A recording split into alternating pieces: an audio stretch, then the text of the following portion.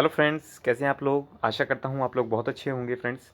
तो फ्रेंड्स, हमारी एनसीईआरटी की क्लास 9th की जो एनसीईआरटी की सॉल्यूशन सीरीज़ है वो चल रही है फ्रेंड्स। ठीक है। तो जैसा कि आप लोग जानते हैं कि हमारा नेक्स्ट चैप्टर है जिसके बारे में आज हम डील करने जा रहे हैं। इससे पहले हमने जो इलेक्टोरल पॉलिटिक्स था वो चैप्टर कंप्लीट कर लिया था। अब हम बात करते हैं वर्किंग ऑफ इंस्टीट्यूशंस की फ्रेंड्स। जो भी इंस्टीट्यूशंस हैं जैसे कि आपका लोकसभा हो गया, पार्लियामेंट हो गया, क्या काउंसिल ऑफ मिनिस्टर्स होती हैं, क्या प्राइम मिनिस्टर की पावर होती है, क्या प्रेसिडेंट्स की पावर होती है, वो सब हम इस चैप्टर के अंदर आपके देख कर चलेंगे। ठीक है ना। होप सो आप लोगों ने ये चैप्टर कवर भी कर लिया। तो फ्रेंड्स, इसके हमारे पास दो पार्ट आएंगे। सबसे पहला जिसके हम इसके जो इंटरनल क्वेश्चंस हैं, इनटेक्स्ट क्वेश्चन जिसे आप बोलते हैं, वो कवर करके चलेंगे। और सेकंड पार्ट पे हम इसकी जो लास्ट में एक्सरसाइज दी होती है अनसॉल्व, उसको कैरी आउट करेंगे। ठीक है ना। तो जिससे आपको एक पूरी अंडरस्टैंडिंग हो जाए चैप्टर की कि भाई चैप्टर क्या कहना चाहता है और उसके अंदर क्या डिमांड है, किस तरीके के क्वेश्चंस आपके आ सकते हैं। ठीक है। चलिए। तो फ्रेंड्स, इसमें अगर आपने बात देखी होगी तो फ्रेंड्स, आपको एक ऑर्डर देखा रखा है कि 13/8 एक तरीके से 13 अगस्त 1990 को एक ऑर्डर पास किया गया था जिसमें क्या दिया गया था, उसमें रिजर्वेशन दिया गया था 27% का। ठीक है ना। किसको दिया गया था, ये दिया गया था socially and educationally backward classes को for the civil post and services. तो अब फ्रेंड्स, ये ऑर्डर दे रखा है, ये आप लोग इसको पढ़ सकते हैं इसके अंदर। ठीक है जी। तो होता क्या है फिर, इसमें जो क्वेश्चन पूछा गया है तो वो है, is every office is every office memorandum a major political decision, if not what made this one different. तो बेसिकली क्या होता है फ्रेंड्स, ये कहना चाह रहा है कि भाई देखिए, एक तरीके से अगर हम कहें कि भाई ये ऑफिस का मेमोरेंडम है तो क्या ये पॉलिटिकल मेजर डिसीजन है, तो फ्रेंड ऐसा नहीं कहना चाहिए कि ये कोई इट इज़ नॉट। आप लिख सकते हैं कि इट इज़ नॉट अ कोई मेजर पॉलिटिकल डिसीजन। हाँ, ये एक ऑफिस मेमोरेंडम है। ठीक है ना। जिसने एक तरीके से आपको ओबीसीज को एक तरीके से क्या किया है, to bring to the mainstream, उसके लिए क्या किया, उनको रिजर्वेशन दे दिया गया। ठीक है ना। क्योंकि फ्रेंड्स, ये जो इसको बोलते हैं अदर बैकवर्ड क्लास, OBC।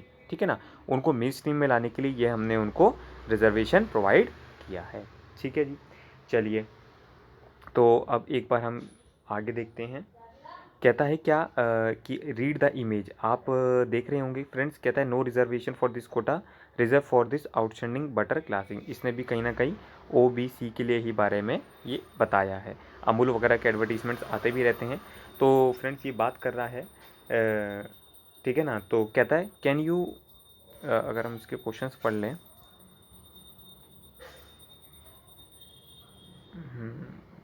इसी पढ़ लेते हैं। Reservation debate was such an important issue during 1990 से 1991 में that advertiser used this theme to sell their products. Can you spot some references to political events and debates in this Amul butter hoardings. तो basically friends, ये क्या कहना चाहता है कि भाई जो भी अमूल का एक तरीके से, अमूल के फ्रेंड्स अगर आप लोग जानते होंगे तो अमूल क्या है, इस तरीके के एडवर्टीजमेंट जो होते हैं वो होर्डिंग्स पर अपने इस तरीके से, अगर आप न्यूज़पेपर पढ़ते हैं तो उसमें भी इस तरीके के इनके एडवर्टीजमेंट्स होर्डिंग्स आते रहते हैं। और एट प्रेजेंट, ये नहीं कि सिर्फ 1990 में ही आया था, एट प्रेजेंट फ्रेंड्स अगर आप 2021 की भी बात करें तो भी आते रहेंगे। बट अगर आप लोग न्यूज़पेपर पढ़ते होंगे तो इसकी अवेयरनेस आपको होगी। चलिए, ठीक है ना। तो वो बेसिकली अब ये क्या कहना चाहता है कि भाई देखिए, जब मान लीजिए ये रिजर्वेशन लाया गया तो इसमें रोल किस किस का अगर हम बात करें तो जैसे मान लीजिए सुप्रीम कोर्ट का क्या रोल था फ्रेंड्स। सुप्रीम कोर्ट ने इस डिसीज़न को अपहेल किया था, जो भी हमारी मतलब एक तरीके से पार्लियामेंट ने डिसीज़न लिया था। ठीक है ना, कि भाई ये रिजर्वेशन देना ठीक है। कैबिनेट ने क्या किया था, कैबिनेट ने एक तरह से डिसीज़न लिया था कि भाई हम 27% रिजर्वेशन देना चाहते हैं अदर बैकवर्ड क्लासेस को। प्रेसिडेंट ने क्या किया, उस डिसीज़न को अनाउंस किया। और जो भी गवर्नमेंट ऑफिसर्स होंगे, जैसे कि आप लोग भी अगर कोई ब्यूरोक्रेसी का पार्ट बनना चाहते हैं, जैसे मान लीजिए आप कोई यूपीएससी वगैरह के सिविल सर्विसेज के एग्ज़ाम देंगे, जैसे मान लीजिए आप भी IAS ऑफिसर, IPS ऑफिसर्स बनते हैं, तो आप ये जैसे डिसीज़न आपके उस समय में आता तो आप भी इसको इम्प्लीमेंट करते। और अब तो जो फ्रेंड्स चल ही रहा है वो तो आप करेंगे ही, नए डिसीजंस भी कोई आएगा तो उसको आप लोगों के ऊपर फ्रेंड्स पूरा मशीनरी डिपेंड करती है। तो एक तरीके से ये जो भी मिनिस्टर्स होते हैं वो किसके ऊपर डिपेंड करते हैं फ्रेंड्स, वो सारे IAS ऑफिसर्स के ऊपर डिपेंड करते हैं। ठीक है ना। ये वादे फ्रेंड्स, वायदे कितने भी कर दें लोगों के साथ, पर जब तक वो कॉन्स्टिट्यूशन की इम्प्लीमेंटेशन का काम देखने का काम किसका है फ्रेंड्स? गवर्नमेंट मशीनरीज का है, ब्रोकरेट्स का है और आपके IAS ऑफिसर्स का है। ठीक है, चलिए, तो आप इस पोस्ट की फ्रेंड्स अहमियत जान सकते हैं। देखिए यही बात इसमें भी बोल रखी है, who did watt in case reservation, जो हमने अभी बात करके चली है। ठीक है, चलिए नेक्स्ट क्वेश्चन है फ्रेंड्स, ये लड़की पूछती है क्या कि which institutions are at work in the running of your school, would it be better if one person alone took all the decision regarding the management of your school. मतलब ये कहना चाह रही है कि भाई देखिए भाई जो अगर आपका ये स्कूल है फ्रेंड्स जिसमें भी आप पढ़ते हैं, ठीक है ना, XYZ हम लेकर चल सकते हैं, तो जो XYZ स्कूल है फ्रेंड्स इसको भी जो रन करने के लिए जो है एक तरीके से वहाँ पर भी एक स्कूल मैनेजमेंट कमेटी होगी। ठीक है ना, जैसे कि कुछ स्कूल्स में तो फ्रेंड्स पेरेंट्स टीचर एसोसिएशंस भी होती हैं। ठीक है ना, जिसमें वो लोग आपस में बात कर सकते हैं। ठीक है ना, तो क्यों ना कहीं क्योंकि स्कूल्स को चलाने में भी फ्रेंड्स पेरेंट्स का, टीचर्स का, स्टूडेंट्स का बहुत बड़ा इंपॉर्टेंट रोल प्ले करता है। ठीक है ना, और फिर उसी की बात है कि भाई अब देखिए अगर हम कहें तो भाई एक पर्सन तो फ्रेंड्स हमेशा के लिए कोई भी राइट डिसीजन नहीं ले सकता, पर जब तक अगर आप कमेटी या कोई एसोसिएशंस नहीं बनाते हैं, क्योंकि उसमें फ्रेंड्स बहुत सारे लोग होते हैं जो अपनी अपनी से और अपना डिसीजंस को कंट्रीब्यूट करते हैं to the better serve to the organisations, या कह सकती है better to the organisation to the school. ठीक है ना, तो अगर हम कह रहे हैं कि सिर्फ एक डिसीजन ले तो काम चल जाएगा, तो फ्रेंड्स ये कहना आपका गलत होगा। ठीक है, तो उसी तरीके से फ्रेंड्स आपको पार्लियामेंट के बारे में दे रखा है कि भाई हमारे को पार्लियामेंट की क्यों ज़रूरत है। ठीक है ना, वही सब बातें इसमें दे रखी हैं। नेक्स्ट क्वेश्चन है फ्रेंड्स आपका कि what is the point in having so much debate and discussion in the parliament when we know that the view of the ruling party is going to prevail. तो कहता है कि हम इतनी सब डिबेट और डिस्कशंस क्यों देख रहे हैं कि जब जो भी रूलिंग पार्टी है वो ही अपनी मर्जी चलाएगी। तो फ्रेंड्स देखिए क्या होता है कि आप लोगों को पार्टिसिपेट्स करना चाहिए डिबेट्स को, और जो भी डिस्कशंस होती हैं फ्रेंड्स टीवीज़ वगैरह में इसको प्रॉपर तरीके से दिखाया जाता है। ठीक है ना, तो कहीं ना कहीं अगर मैं आपसे कहूँ कि भाई देखिए आप सीधा सिर्फ कंक्लूज़न पर ड्रॉ कर जाएंगे कि भाई मान लीजिए फ्रेंड्स जब भी कोई कानून लाया जाता है तो उसके लिए डिबेट्स होती हैं। ठीक है ना, और डिस्कशंस होते हैं। तो ठीक है ना, अगर आप सिर्फ कानून को देखेंगे तो कानून को समझने के लिए भी लोग डिबेट्स को, डिस्कशन को आज तक भी यूज़ करते हैं। जैसे कि आप जानते हैं कि जो कॉन्स्टिट्यूशन ऑफ इंडिया बना फ्रेंड्स, तो इसकी जो भी सारी डिबेट्स वगैरह हैं वो आज तक स्टोर करके रखी गई हैं, और वो इंटरप्रिटेशन को करने में हेल्प करती हैं कि भाई अगर हमारे संविधान में ये चीज़ लिखी है तो इसका कोई ना कोई रीज़न होगा, कोई ना कोई डिबेट में डिस्कशन हुई होगी, जो कि हमारे को जो भी लॉ मेकर्स होते हैं या जो भी इम्प्लीमेंटर्स होते हैं लॉ के, उनको हेल्प करता है समझने में। तो बस यही बात है कि आपको कोई पर्टिकुलर डिसीजन लेना है, ठीक है ना, पब्लिक को रिस्पॉन्सेज देने हैं, तो उसको वो तभी रिस्पॉन्सिव या तभी इफेक्टिव डिसीजन ले पाएगा जब वो इफेक्टिवली डिबेट और डिस्कशन में पार्टिसिपेट करेगा। ठीक है, चलिए अब नेक्स्ट क्वेश्चन है, कहता है फ्रेंड्स एक्टिविटी टाइप की है ये आपका कि when the Parliament is in session there is a special programme every day on Doordarshan about the proceeding in the Lok Sabha and Rajya Sabha.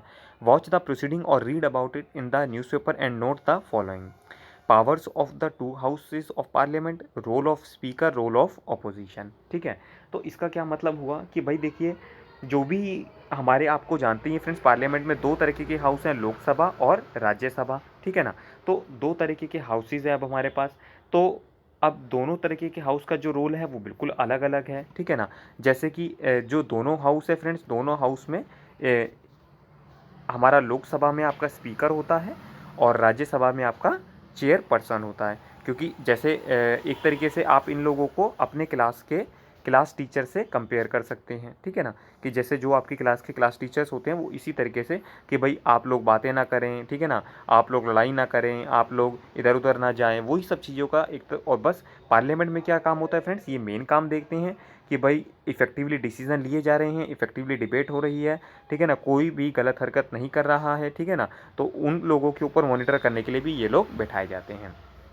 फिर रोल ऑफ अपोजिशन, तो अगर अब आप जान गए हैं कि अगर मैं कहूँ स्पीकर का क्या रोल है फ्रेंड, डिसिप्लिन को मेंटेन करना, काम को करवाना एक तरीके से, और जो भी चीज़ें हैं लॉज वगैरह को पास करना।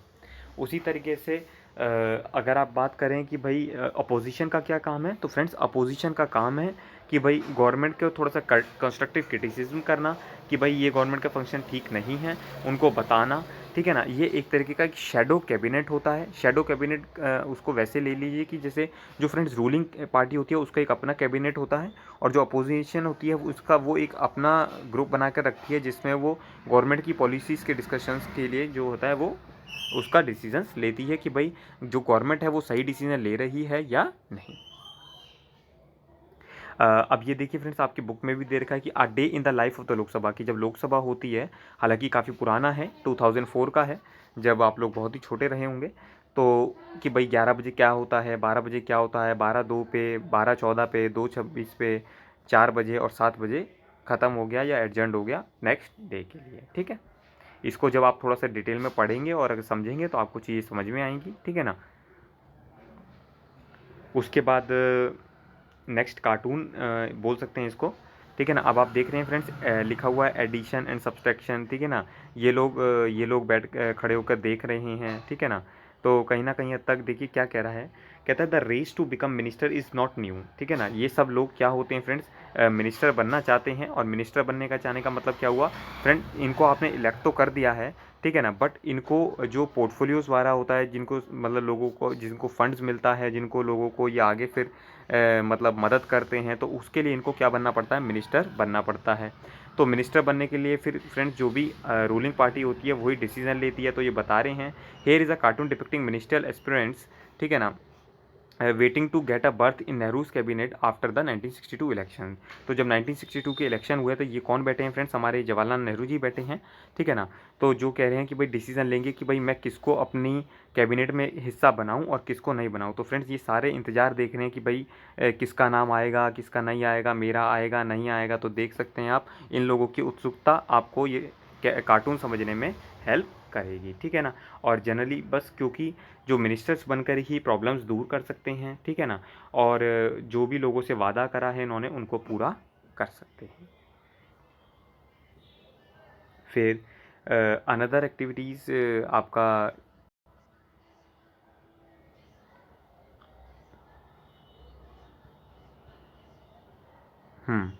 कहता है why does the this book refer to the president as she, have we ever had women president in our country. तो कहता है कि भाई आपने इस बुक में प्रेसिडेंट को शी कहकर डिनोट किया, तो क्या हमारी कोई महिला प्रधानमंत्री रही राष्ट्रपति रही हैं एक तरीके से। तो फ्रेंड्स आपको अगर पता होगा तो 2007 से 12, ये आप लिखना चाहें लिख सकते हैं। ठीक है ना। मैं और थोड़ा सा अच्छे से लिख देता हूँ, 2007 से 12 में कौन रही थी हमारी वीमेन प्रेसिडेंट, प्रतिभा पाटिल जी रही थी। ठीक है ना। तो ये हमारी प्रेसिडेंट फर्स्ट एक तरीके से आप कह सकते हैं। ठीक है ना, जो कि वीमेन प्रेसिडेंट थी। और इनके बारे में क्या पावर होती है, क्या वो होता है, वो हम इसमें डिस्कस लेटर ऑन करके चलेंगे। ठीक है जी। फिर क्या बोलता है, did you protest when the book refer to the prime minister as he, have we not had a women prime minister. तो क्या, अच्छा अब ये हमने प्रेसिडेंट की तो बात कर ली, जो कि क्या होता है फ्रेंड्स, हमारा नेशन का जो हमारी पूरा कंट्री है उसका first citizen of the country होता है, जबकि प्राइम मिनिस्टर को भी हमने ही कह के डिनोट किया। तो क्या हमारे पास कोई महिला प्रधानमंत्री नहीं रही है। तो फ्रेंड्स देखिए, महिला प्रधानमंत्री भी रही हैं, ऐसा नहीं है कि महिला प्रधानमंत्री नहीं रही है, पर हो सकता है कि वो जब तक ना रही हों। पर मैं आपको बता देता हूँ कि जो हमारे नेहरू जी थे, उन्हीं की बेटी थी जिनका नाम था इंदिरा गांधी, वो हमारी फर्स्ट वीमेन प्राइम मिनिस्टर बनी थी। ठीक है, तो ये आप लोगों को पता होना चाहिए। फिर क्या बोलता है, why should we assume that all the important positions are held by man. तो इससे क्या मतलब हुआ कि भाई सारी पोजीशन, तो फ्रेंड्स ऐसा नहीं होता कि देखिए कि सारी पोजीशंस ही जो मैन है वो ऑक्यूपाई करते हैं। हाँ, मेजर पार्ट होता है जो कि वो अभी फ़िलहाल डोमिनेट कर रहा है मैन का, बट ऐसा नहीं है फ्रेंड्स कि वीमेंस का कोई रोल ही नहीं है। अब आजकल वीमेंस भी बिल्कुल मेंस के बराबर हैं, और कॉन्स्टिट्यूशन भी और प्रैक्टिकली भी, तो उनको भी आजकल मौका मिल रहा है। हाँ, रिजर्वेशन की कहीं ना कहीं जो बात अभी रुकी हुई है कहीं ना कहीं, बट उनको पंचायत में रिजर्वेशन मिल गया है। तो फ्रेंड्स उनका जो इन्फ्लुएंस है वहाँ पर तेज़ी से बढ़ रहा है, और ये हमारे को देखने को भी मिलता है। तो फ्रेंड्स आप ये देख सकते हैं कि जो प्रेसिडेंट हैं, ये हमारे प्रेसिडेंट है फ्रेंड्स, इनका नाम है प्रणब मुखर्जी। ठीक है ना, ये अब इस दुनिया में नहीं है, और इन्होंने ही इन्हीं की कैपेसिटी में एक तरीके से यही हमारे जो प्राइम मिनिस्टर होते हैं उनको ओथ दिलाते हैं, जिसको बोलते हैं शपथ दिलाते हैं। ठीक है ना, उसको आप स्वेरिंग सेरेमनी भी बोलते हैं। तो जो हमारे ये प्रधानमंत्री हैं मोदी जी, इनको आप जानते भी होंगे, इन्होंने 26 मई 2014 को शपथ ली थी और ये हमारे 2014 के नए प्रधानमंत्री थे। ठीक है ना। अब 2019 में भी जब दोबारा इलेक्शन हुआ तो इन्हीं को दोबारा भी प्रधानमंत्री बनाया गया है। ठीक है। तो अब आप ये सब चीज़ें देख सकते हैं, समझ सकते हैं कि ये सब चीज़ें क्यों होती है और क्या इसका मैटर है। अब हमने ये वाला सारा कंप्लीट कर लिया फ्रेंड्स। ठीक है ना। उसके बाद अभी हम नेक्स्ट क्वेश्चन डिस्कस कर लेते हैं। वो बोलता है what is better for a democracy, a prime minister who can do whatever he wishes और a prime minister who need to consult with other leaders. आप कैसा प्राइम मिनिस्टर चाहते हैं फ्रेंड्स? एक ऐसा प्राइम मिनिस्टर जो सिर्फ अपनी मर्जी चलाए, या फिर ऐसा प्राइम मिनिस्टर जो कुछ डिसीजन लेने से पहले वो आप लोगों से या अपने लीडर से डिस्कस कर ले? तो फ्रेंड्स इसका आंसर है, देखिए, सेकंड वन ही, कि वो जो पर्सन जो अदर लीडर से कंसल्ट करे और उसके बाद डिसीजन को इम्प्लीमेंट करवाए। ठीक है जी। चलिए, ऐसी फ्रेंड्स एक ही प्रोग्रेस बता रखी है। क्या बोलता है? इलियामा, अनाकुटी और Mariyamol read the section on the president, each of them had a question, can you help them in answering this questions. कहता है ये 3 पर्सन हैं, इसको हम ई, ए और एम के नाम से आज अब डिनोट करेंगे। ठीक है ना, जिससे कि हमारे को क्वेश्चन समझने में आसानी हो। तो ई क्या बोलता है? What happens if the president and the prime minister disagree about the same policy, does the view of prime minister always prevail. तो कह रहा है कि मान लीजिए कि भाई आपने कहा कि भाई प्रधानमंत्री के पास पावर है और आपने कहा प्रेसिडेंट तो भैया हमारी कंट्री का फर्स्ट सिटीज़न है। तो भाई अगर मान लीजिए कोई डिसीज़न आया, उन दोनों पे ही इनका मतभेद हो गया, तो कौन जीतेगा? ठीक है ना। तो फ्रेंड्स इसका सिंपल सा आंसर है, देखिए, हमारा कॉन्स्टिट्यूशन ने बताया है कि जो प्रेसिडेंट होता है उसके संरक्षण में या उसके रहते हुए जो हमारे प्राइम मिनिस्टर होते हैं वो शपथ लेते हैं। ठीक है। बट क्या होता है, जो प्रेसिडेंट होता है फ्रेंड्स, वो काउंसिल ऑफ मिनिस्टर के जो हेड होते हैं, ठीक है ना, काउंसिल ऑफ मिनिस्टर की जो एडवाइस होती है उससे एक्ट करते हैं। ठीक है ना। तो कहीं ना कहीं अगर आप, और जो काउंसिल ऑफ मिनिस्टर होता है उसको हेड कौन करता है? उसको हेड करते हैं प्राइम मिनिस्टर। तो कहीं ना कहीं एक तरीके से प्राइम मिनिस्टर ही बताते हैं प्रेसिडेंट को कि भाई हम लोग क्या करने जा रहे हैं। ठीक है ना। तो कहीं ना कहीं आप ये बोल सकते हैं कि भाई जो प्राइम मिनिस्टर की बातें होती हैं वो प्रिवेल करती हैं प्रेसिडेंट के ऊपर। ठीक है।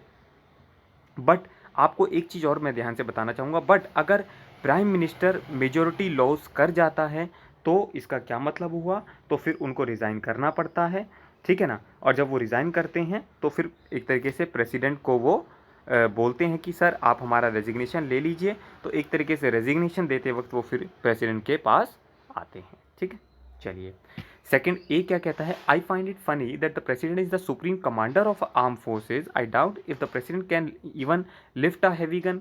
कि भाई आपने प्रेसिडेंट को सुप्रीम कमांडर बना दिया और कहता मुझे तो डाउट होता है कि वो एक गन भी उठा पाए। What is the point in making the president the commander. कि भाई आप लोगों ने उनको कमांडर बना दिया तो क्या फ़ायदा कि भाई जो लोग बंदूक नहीं उठा सकते।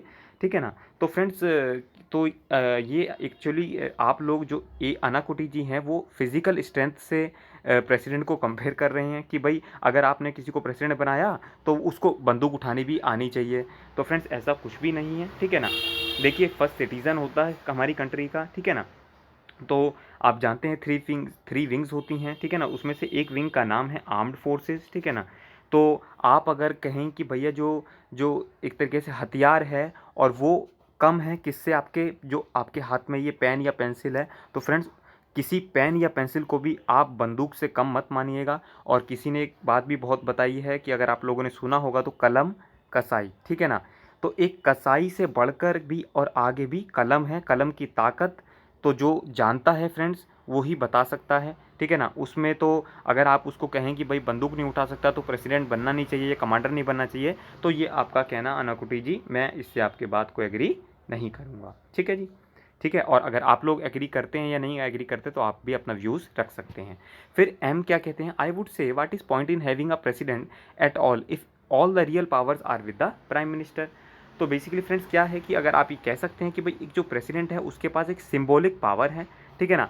कि भाई जब तक वो एक्ट जो भी लॉ है फ्रेंड्स जो भी बिल है, अगर उस पर जब तक प्रेसिडेंट के साइन नहीं होंगे तब तक वो एक्ट नहीं बन सकता, ठीक है ना। तो आप ये कह सकते हैं कुछ हद तक कि भाई उनके पास सिंबॉलिक पावर है, और जबकि काउंसिल ऑफ मिनिस्टर्स जो होते हैं हेडेड बाय प्राइम मिनिस्टर, उनके पास क्या होती है, हमारी रियल पावर्स होती है, ठीक है ना। तो रियल पावर किसके पास है friends, real power council of ministers के पास है, जिसको कौन हेड करता है, प्राइम मिनिस्टर हेड करता है। चलिए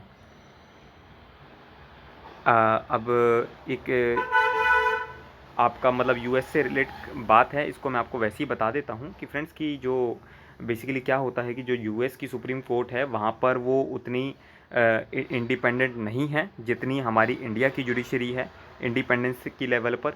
रीज़न क्या होता है कि भाई वहाँ पर जो जजेस वगैरह का नाम होते हैं वो प्रेसिडेंट ही बताते हैं, तो कहीं ना कहीं उसकी जो इंडिपेंडेंसी है वो कम हो जाती है। क्यों? क्योंकि वो उसको जजेस वगैरह को अपनी तरह से मोल्ड कर सकते हैं, जबकि हमारे यहाँ पर जो जुडिशरी होती है, जुडिशरी का मतलब आप समझ लीजिए जजेस होते हैं, तो वो फ्रेंड्स पार्लियामेंट कह लीजिए या प्राइम मिनिस्टर होते हैं, वो उनको अपॉइंट नहीं करते हैं, जजेस ही उन लोगों को अपॉइंट मतलब अपने नाम बताते हैं कि भाई जजेस ने बता दिया कि ये 10 नाम हैं, ठीक है, आप इनमें से बता दीजिए किस किस को चूज़ करना है, तो उसी में से वो चूज़ किए जाते हैं। गवर्नमेंट का कोई से नहीं होता नाम बताने के अंदर, ठीक है।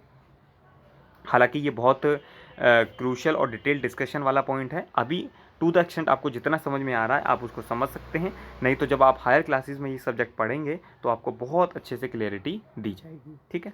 चलिए फिर नेक्स्ट पॉइंट आ जाता है, कहता है why are people allowed to go court against the government decision, कि भाई हम लोग गवर्नमेंट के डिसीजन के अगेंस्ट में ही लोगों को कोर्ट क्यों जाने देते हैं। तो फ्रेंड्स अगर आप जानते हैं कि भाई देखिए हमारी कंट्री डेमोक्रेटिक कंट्री है, ठीक है ना, और डेमोक्रेटिक कंट्री का क्या मतलब होता है, हमारे को वेलफेयर करना है, किसका, पब्लिक का वेलफेयर करना है, ठीक है ना। तो अब अगर कोई भी ऐसी पॉलिसीज़ है गवर्नमेंट के या कोई भी ऐसे डिस्कशंस हैं जिससे कि आपको लगता है कि भाई पब्लिक का वेलफेयर नहीं हो रहा, तो आप कहते हैं कोर्ट से कि भाई कोर्ट आप एडवाइस कीजिए गवर्नमेंट को कि भाई इस तरीके के डिसीजंस ना लिए जाएं, ठीक है ना। तो कहीं ना हद तक कि भाई जो गवर्नमेंट है वो अपनी पावर का मिसयूज़ ना करे, ठीक है। तो वो यही अपनी बातों से कहना चाह रहे हैं। तो अब आप ये देख सकते हैं फ्रेंड्स कि जो अब आपने देखा कि जब प्राइम मिनिस्टर बने थे तो उनको सेरेमनी या ओथ दिलवाई थी किसने, प्रेसिडेंट ने। तो इसी तरीके से जब हमारे प्रेसिडेंट साहब, इनका आप अगर लोग नाम जानते होंगे तो फ्रेंड्स ये रामनाथ कोविंद हैं। इन्होंने 25 जुलाई 2017 को प्रेसिडेंसीशिप संभाली है और ये अभी तक एट प्रेजेंट हमारे प्रेसिडेंट हैं, ठीक है। उसी के बाद तो अब अगर हम बात करें तो फ्रेंड्स जो प्रेसिडेंट को शपथ दिलाते हैं वो हमारे कंट्री के चीफ जस्टिस ऑफ इंडिया होते हैं, ठीक है ना, जिनका नाम है JS खेहर। तो ये ही हमारे प्रेसिडेंट को शपथ दिलवाते हैं, ठीक है। हमारे को इसमें सिर्फ इतना जानना है और आप लोगों को इतना ये बेसिक इन्फॉर्मेशन पता होनी चाहिए। तो फ्रेंड्स इसी के साथ हमारे जो सारे इंटेक्स्ट क्वेश्चंस वगैरह हैं, ये ग्लॉसरीज वगैरह देखिए वो हमने कवर कर लिए हैं। अब नेक्स्ट सेशन में फ्रेंड्स हम जो डिस्कस करेंगे वो होगा एक्सरसाइज सारी इसकी। तो ऑलमोस्ट इसमें हमारे 9-10 क्वेश्चंस हैं, वो हम डिटेल में डिस्कशन करेंगे। तो hope so friends you are liking our video, ठीक है ना। आपको नॉलेज लेना भी अच्छा लग रहा होगा, नॉलेज शेयर करना भी अच्छा लगता होगा। प्लीज़ अपने कमेंट्स अपने लाइक आप बरकरार रखिएगा, ठीक है ना। और जो भी अगर आपको कुछ लगता है कमेंट या किसी पर आपको वीडियो बनवाना है तो आप प्लीज़ मुझे कमेंट करके बता सकते हैं। तो friends God bless you, all the best, मिलते हैं नेक्स्ट लेक्चर में। थैंक